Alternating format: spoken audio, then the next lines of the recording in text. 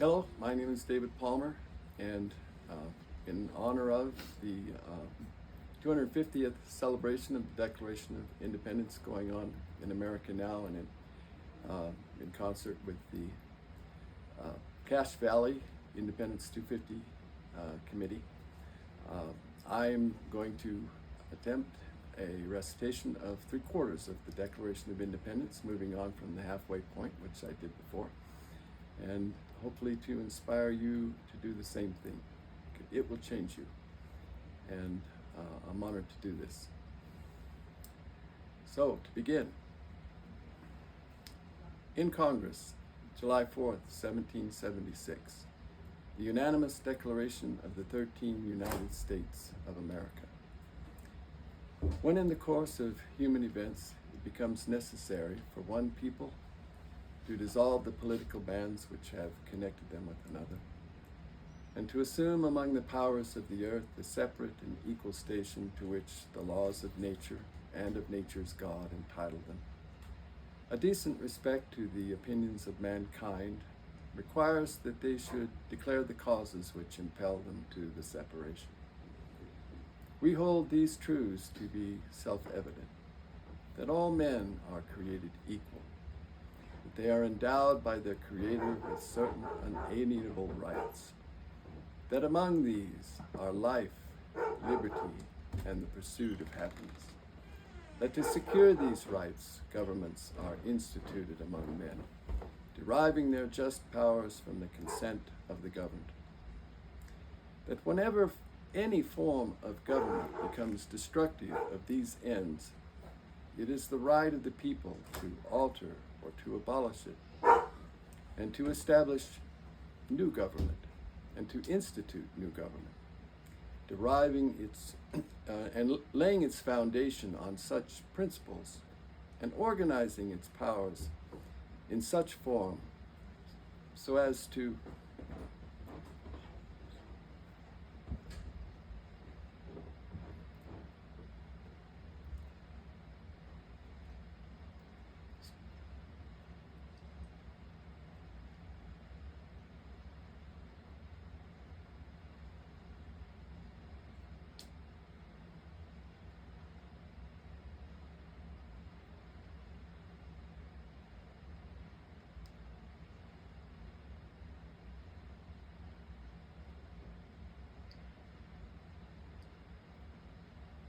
as to them shall seem most likely to affect their safety and happiness.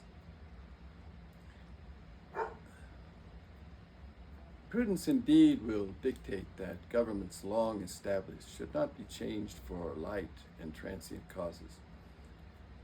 And accordingly, all experience hath shewn that mankind are more disposed to suffer while evils are sufferable than to right themselves by abolishing the forms to which they are accustomed. But when a long train of abuses and usurpations evinces, pursuing invariably the same object, evinces a design to reduce them under absolute despotism, it is their right, it is their duty to throw off such government and to provide new forms for their future security. Such has been the patient sufferance of these colonies, and such is now the necessity which constrains them to alter their former systems of government. The history of the present King of Great Britain is a history of repeated injuries and usurpations.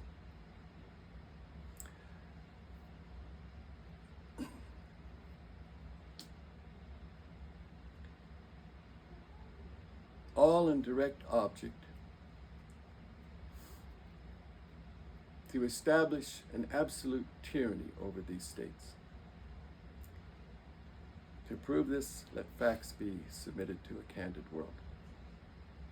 He has refused his assent to laws, the most wholesome and necessary for the public good.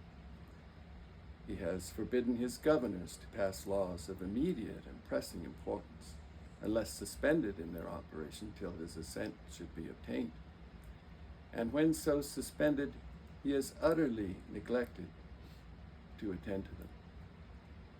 He has refused to pass other laws for the accommodation of large districts of people unless those people would relinquish their right of representation in the legislature, a right inestimable to them and formidable to tyrants only.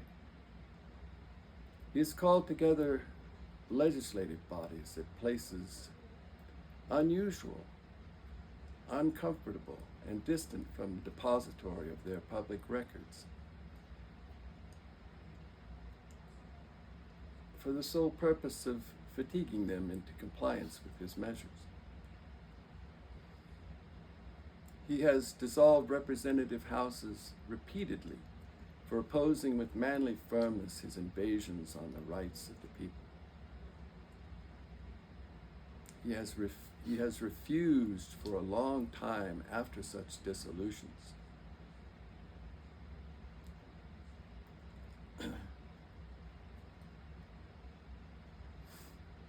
to cause others to be elected, whereby the legislative powers, incapable of annihilation, have returned to the people at large for their exercise, the state remaining, in the meantime, exposed to all the dangers of invasions from without and convulsions within.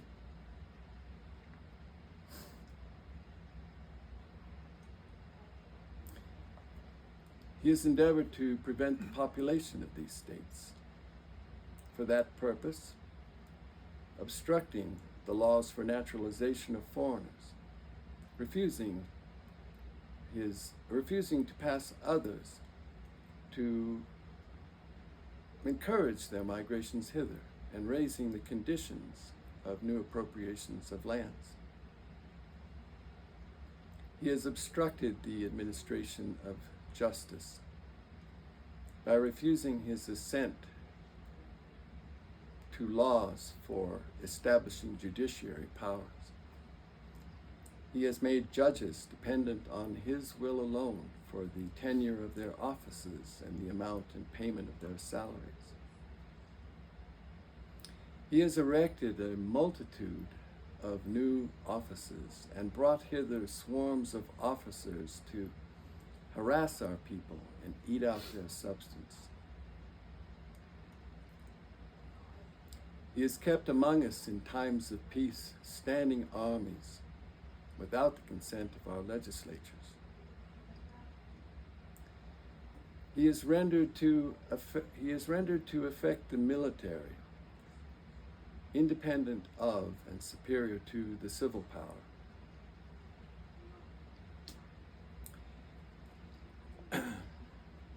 He has combined with others to subject us to a jurisdiction foreign to our Constitution and unacknowledged by our laws, giving his assent to their acts of pretended legislation, for quartering large armies, for large bodies of armed troops among us,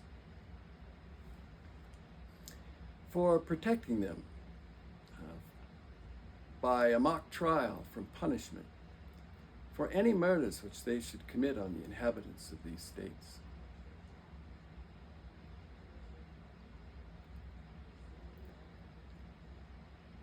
For cutting off our trade with all parts of the world, for imposing on us taxes without our consent, for depriving us in many cases of the trial by jury, of the benefits of the trial by jury, for transporting us beyond seas to be tried for pretended offenses, for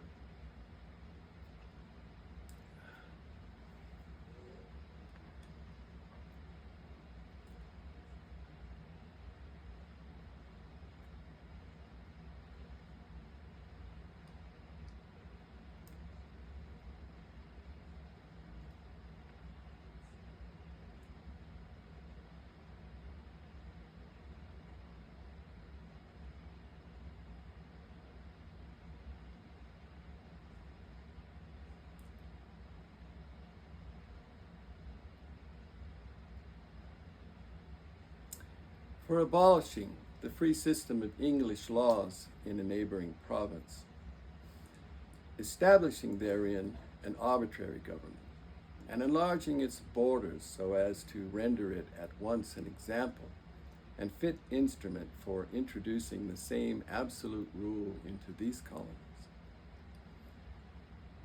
for taking away our charters,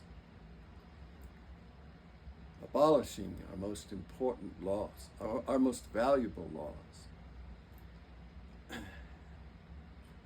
and altering fundamentally the forms of our government.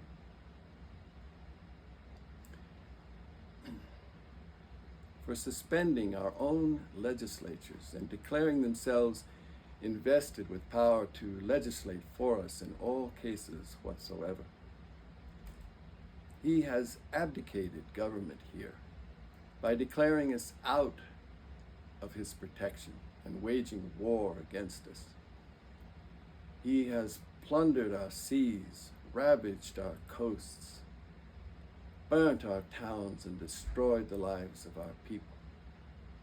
He is at this time transporting large armies of foreign mercenaries to complete the works of death, desolation, and tyranny, already begun with circumstances of cruelty and perfidy scarcely paralleled in the most barbarous ages, and totally unworthy the head of a civilized nation. He has constrained our fellow citizens taken captive on the high seas to bear arms against their government, to become the executioners of their friends and brethren, or to fall themselves by their hands. He has incited domestic insurrections among us, and has endeavored to bring on the inhabitants of our frontiers, the merciless Indian savages, whose known rule of warfare is an undistinguished destruction of all ages, sexes, and conditions.